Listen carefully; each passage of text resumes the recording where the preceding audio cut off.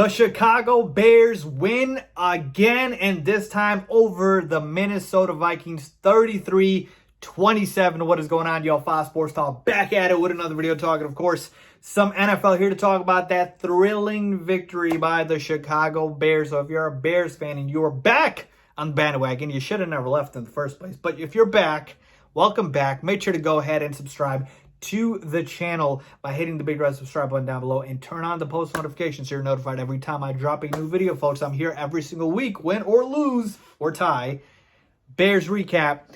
So go ahead and support the channel and follow me, guys, on my Twitter. I live tweet during the games, Instagram, all that good stuff. So with that being said, I got a lot to talk about. Let's get into it.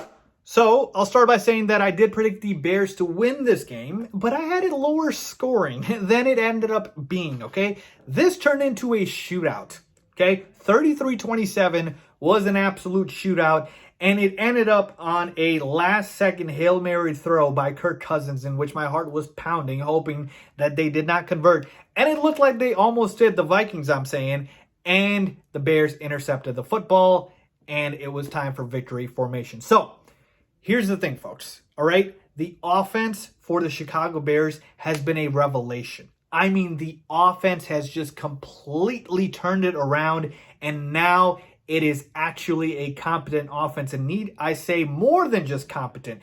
And I have been calling for this all season long. What has been the biggest difference of the offense? Two things. Number one, what I've been calling for all season long, running the damn football. Like, I literally sound like a broken record, but all season long I say the Chicago Bears need to run the football for them to become a good team. We're not the Kansas City Chiefs. We are not the Tampa Bay Buccaneers. We're not some air raid offense. And it's just not conducive for us to act like we are. Let's run the football. Let's be the Titans. Let's be the Rams. Let's be teams like the Browns who run the football and work off of the run. And what happened today? 32 carries. 32 carries for David Montgomery. I never thought I'd be saying those words. That many carries for Monty. And usually I'm used to him getting 10, 11 carries, but 32 for Monty. 146 yards, 2 rushing touchdowns. He's been an absolute beast, folks. David Montgomery has just turned into an absolute stud. Just trampling guys, running over them, running hard, hitting the hole. He has been phenomenal, folks. And that has been the first biggest difference for the Chicago Bears offense. We run the football now. 32 times we ran versus 21 passes. That's what I want to see. That's what I want to see. Number two, the second biggest difference for the Chicago Bears offense has been a combination of switching the play calling to Bill Lazor from Matt Nagy and inserting in Mitchell Trubisky over Nick Foles. All right, let's start with the second one. I don't know who out there actually thought Nick Foles was better than Mitchell Trubisky, at least in the Bears offense, but they are completely wrong, and they have been proven wrong over and over again. The Bears should have never benched Mitchell Trubisky in the first place. That was a mistake, and I'm telling you right now, starting Nick Foles all those games cost the Bears definitely a few victories in there. We probably would be in the playoffs right now if Mitchell Trubisky was a starter all season long. All right? And speaking of that, if Matt Nagy had handed over the play calling to Bill Lazor before, let's say, the start of the season, we probably would be in the playoffs as well. So two things with Bill Lazor not getting play calling and Mitchell Trubisky should have never been benched cost us a few games for sure. For sure. Just imagine if this is what the offense had looked like. And what is the offense looking like, folks? What is Bill Lazor, who I have to give a lot of credit to, been doing? He's been making Mitch have easy reads, all right? Roll out, bootleg, play action, motion. Just looking like Mitch is having an easy time out there. And don't get me wrong, it's not like he's managing. He has been making good throws. Now, he did have one bad interception today, which was just a flat-out bad throw. Just a flat-out bad throw in the end zone to A-Rob. It looked like he thought A-Rob was just going to turn and catch the football, but he wasn't really even open.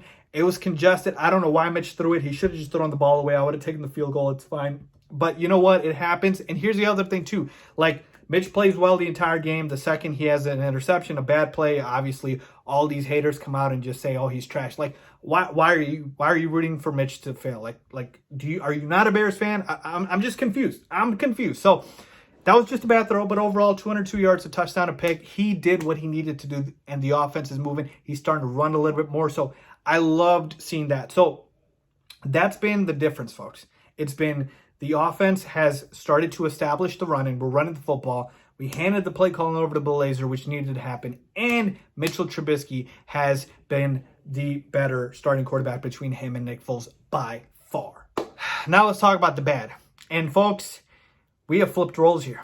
This defense, yeah, they're not very good. All right, now look, I understand we had a couple of guys out, a couple of starters. Jalen Johnson was out. Buster Stringer, I think, was out as well. Like, the Bears defense was not at full health, but 27 points to the Minnesota Vikings. Dalvin Cook runs all over the team for 100-plus yards. I think they had pretty much every drive that they had was almost felt like a scoring drive. So just unacceptable from the Bears defense. And now, understand this. The Bears defense early in the year was bend but don't break. But all they've been doing is breaking. Now, they did get the clutch interception at the end to seal the game. And, you still had a couple of plays in there where they came up when they needed to. But this was just too close for comfort. The Bears cannot afford to be in shootouts. This offense is solid now. They're competent. But they're absolutely not an offense that you want to be in shootouts, right? So we cannot have our defense be less than mediocre. Like, they are not playing up to their level that they were earlier in the season. This is not an elite defense as of right now. They're not playing like one. All right, they're getting paid like them, but they're not playing like one. Right, Robert Quinn finally had a sack. I think it was the second on the year, but $70 million for that. Like we need more. We need more from this defense, folks. They did not play well today. I was very disappointed in them, and this is going to be a problem if our defense cannot stop teams. Because, like I said, just because our offense is playing better does not mean they're elite. Does not mean they're ready to be in shootouts. So that is going to be a problem for us. This Bears defense needs to step it up. So, bigger picture, folks. Look, the Bears are now 7-7, and they play the Jaguars next, and then they got the Packers in Week 17. Let's hope that the Packers have nothing to play for in Week 17, and they rest their starters, and the Bears get that victory. But we don't need to just win out. We need to have the Cardinals lose at least one game. So, we got to be the biggest anti-Cardinal people that we can be over these next 3 weeks, because the only way the Bears get in the playoffs is if the Cardinals lose at least one game, and of course we win out. So let's hope that happens. Let's hope the Bears get in the playoffs, because as of right now, that's all I care about. So let me know what you guys think. Leave a comment down below if you agree with me or disagree. As always, thanks for watching.